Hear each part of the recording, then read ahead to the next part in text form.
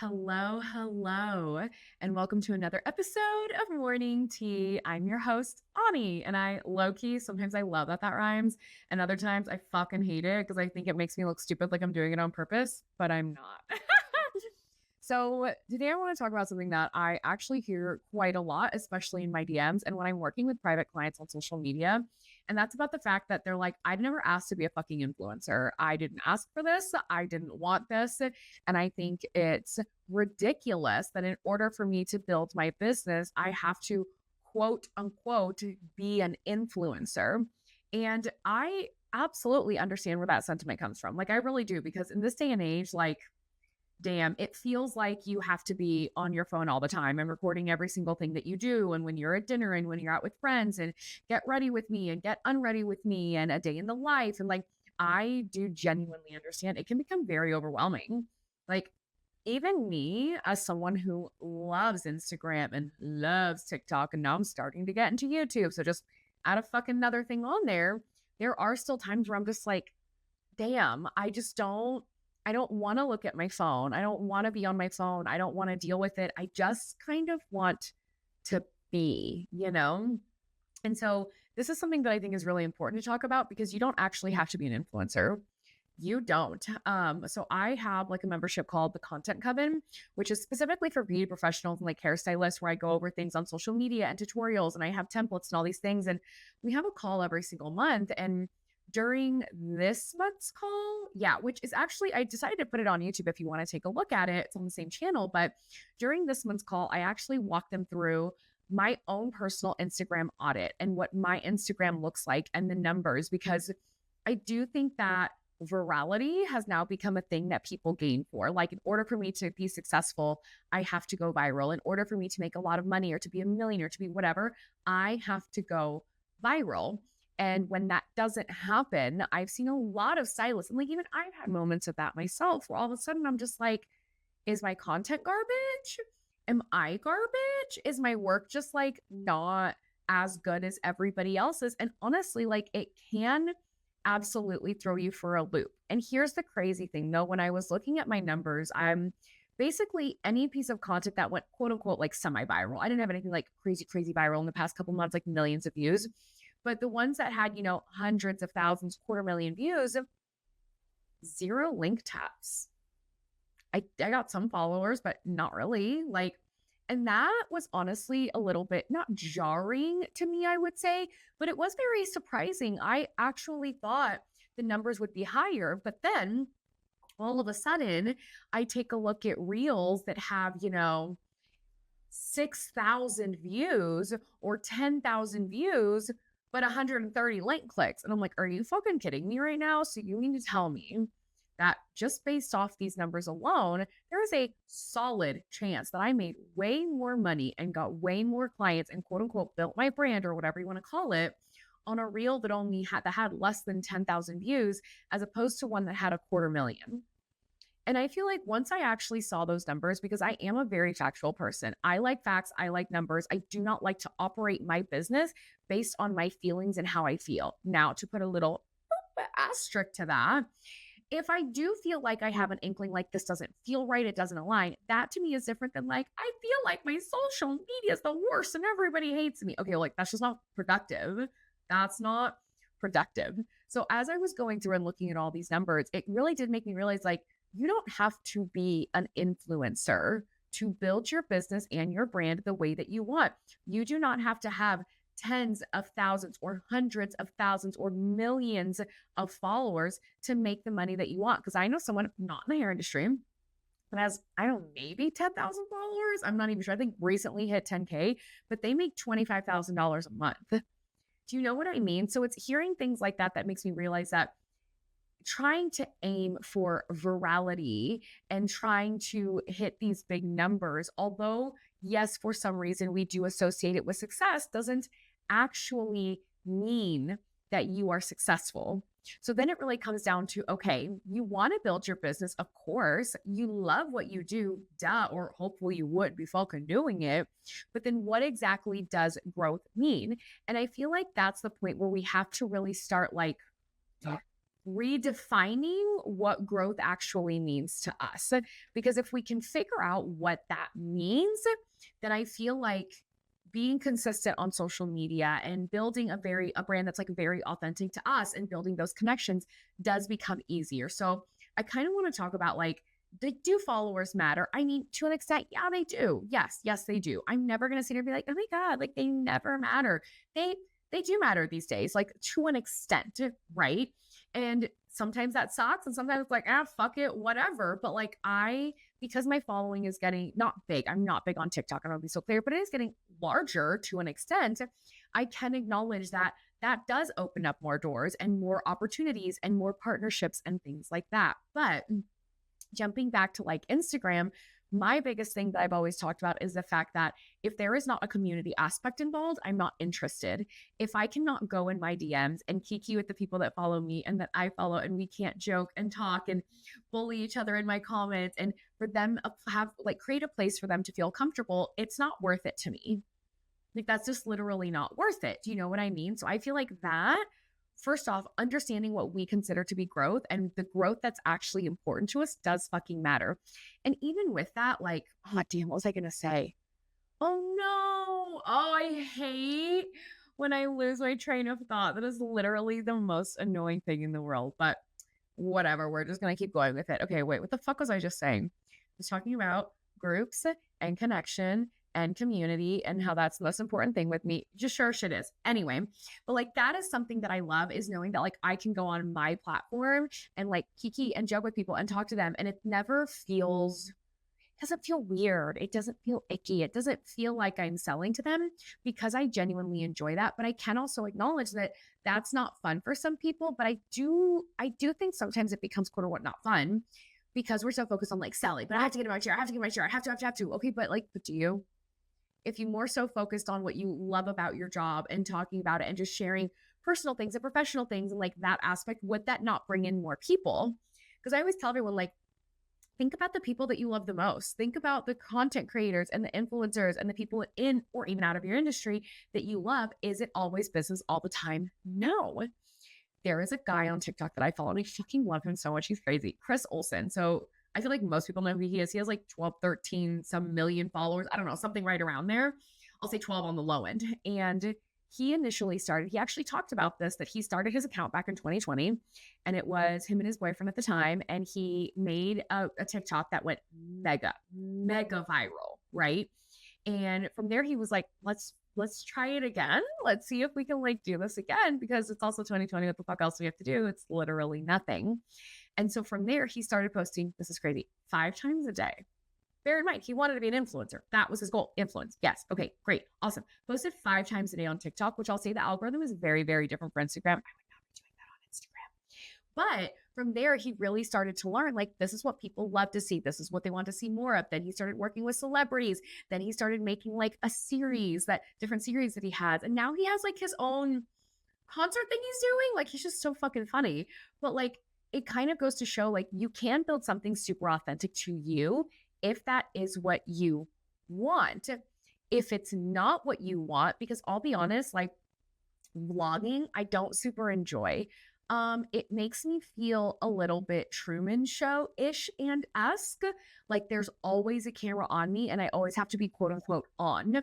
And as someone with ADHD, where I don't have trouble masking, I can mask really well, but masking and being on all the time, like, it drains my battery tenfold. I can't do that. I can't pretend like I'm always like this cool aesthetic and like super cute and my hair is always done and my makeup's done. No, that's like a lie. Sometimes I roll out of bed, walk in front of my computer, and I'm working. Do you know what I mean? And so vlogging is not something that I enjoy. I have tried it so many times. And I'm going to be honest, I don't like it. So I can tell you that's probably not something that I'm going to be doing, because not the vibe for me. And I don't want to have to get dressed every day. Like, can I just be honest? I don't want to have to put on real pants and real shoes and real tops and do my hair. I didn't do my fucking makeup today either. Like, I don't want to have to do those things. And when I do those things, and I've done them many times, because I feel like that's what everybody else wants, it takes all the fun out of social media for me. I don't enjoy TikTok. I don't enjoy Instagram. I don't enjoy talking to people because there's too much pressure. I don't know what it is about me. I can't have that much pressure to create content and to film and do all those things because it takes away all the fun. So I do think that that's something that people have to acknowledge as well. If you don't like something, you don't have to do it just because everybody else is. But I also think you should take a look internally and say, do you truly not like it? Did you try it? Did you give it an honest to God chance and you just don't like it? Or are you nervous to put yourself out there? Are you nervous to film that kind of content? Are you a little bit afraid? Are you worried about whatever it might be? Because that to me are two very different things. I am not afraid of vlogging. I am not afraid of editing content. I'm clearly not afraid of putting my face out there. I don't care. I just don't like it. I don't like it. It's not fucking fun for me. Do you know what I mean? So I think that's something we have to think about and also acknowledge. And I'll even say, like, there have been things like, because obviously, like, I have my own extension method, cease and desist.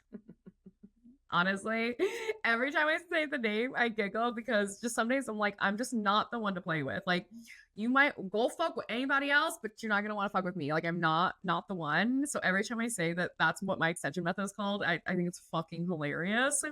But like, even with cease and desist, because people have been like, well, are you going to do like a mastermind? Are you going to do a master's program? Are you going to, and I'm like, stop, hard, pull the e-brake, baby. I'm gonna just stop you where you're at. And while I appreciate that, no. I think certifications are fucking stupid. I'm just gonna be honest.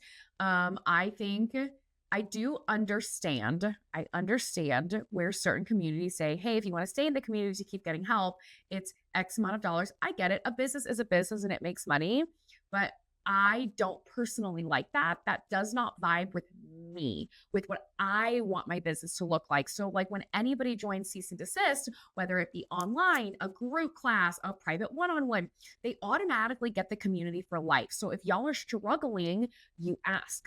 But remember what I said at the beginning of this podcast, if there is not a community aspect involved, I don't fucking want it.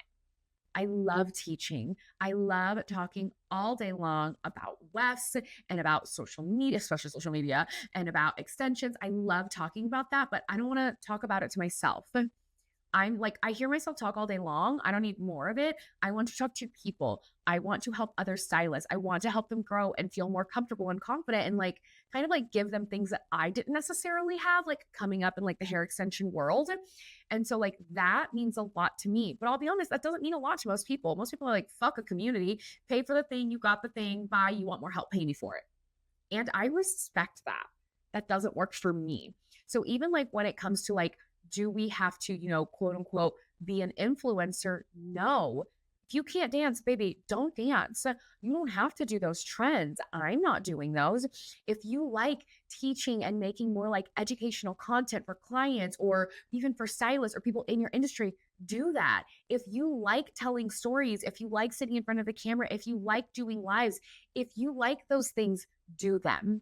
But I do think it's, once again, important to acknowledge, don't say that you don't like something that you have never given an honest chance. Do not say that you don't like something and you don't want to do it if you tried to do it, but you did it in literally the hardest way possible. That's like being like, I think I want to run. I think I want to be a running girl. And then I signed up for a marathon next week. I do the marathon. Obviously, I don't finish. I don't do well. I think I'm dying. And I'm like, fuck running. I hate it. You didn't give it a fair chance. You didn't even really try. You tried to jump to the end, and because it didn't work or you didn't do well or you didn't see the results you wanted, all of a sudden you hate it and you're like, fuck it, it's the worst. Well, that's a you problem. Do you know what I mean? So I think that's just something to consider. And remember, virality does not mean success. Having a large account does not mean that you're going to have more money. Having a small account doesn't mean that you're going to have less money.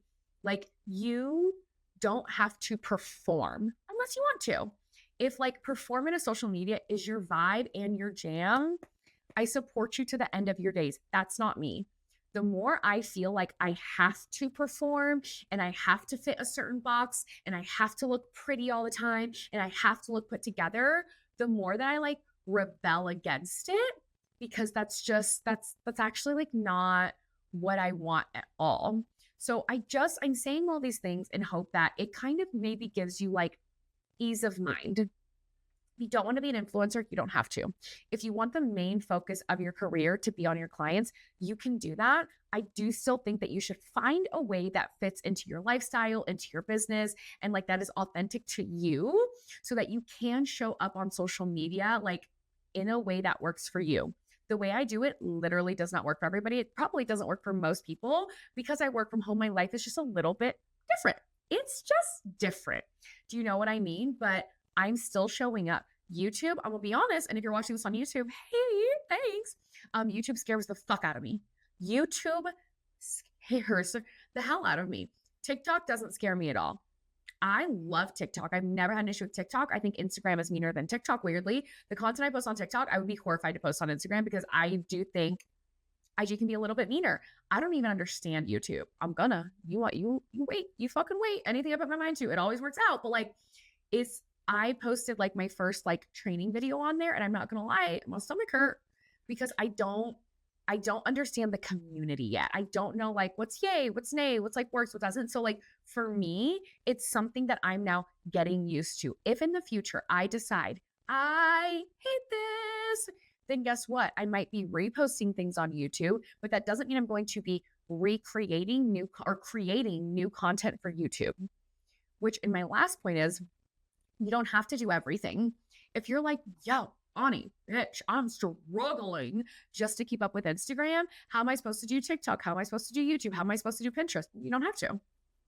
Like, honestly, it's that simple. You don't have to. I would rather you stick with one form of social media that you're like crushing, that you love, you're confident, you're comfortable, you're consistent. It's like diamonds. We need the C's. You know what I mean? But I would rather you have that than you are spread so thin that your content is trash, you're inconsistent, you're miserable, you're crying, and then you're ghosting all of your social media accounts for weeks, if not months on end.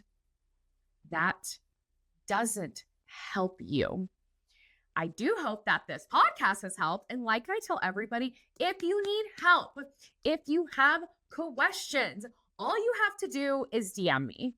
Like my DMs are literally always open. If you message me, I will message you back. Why? Because I think that's nice. You took the time to like reach out to me. Why the fuck wouldn't I? I think it's weird. People are like, don't DM me. Okay, psychopath, fine. Like whatever, hire someone. I don't know.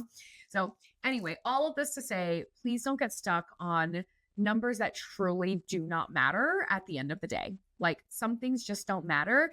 And if you're sitting here and you're one of those people that you're like, I don't give a fuck to be an influencer, sweet. Hell yeah. Don't be one.